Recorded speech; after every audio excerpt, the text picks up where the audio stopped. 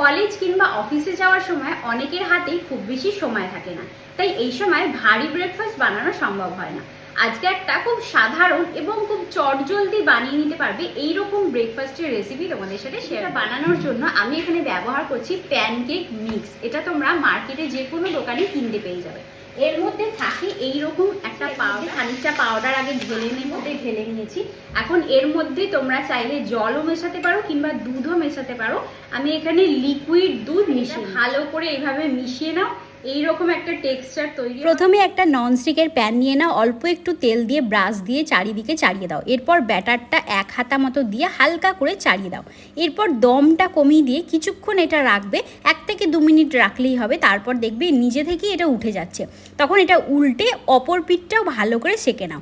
এবার এর মধ্যে একটু মধু দিয়ে দাও চাইলে, খুব ভালো লাগে। দেখতেই পাচ্ছ কতটা নরম আর স্পঞ্জি হয়েছে, খেতে কিন্তু এটা দারুণ হয়।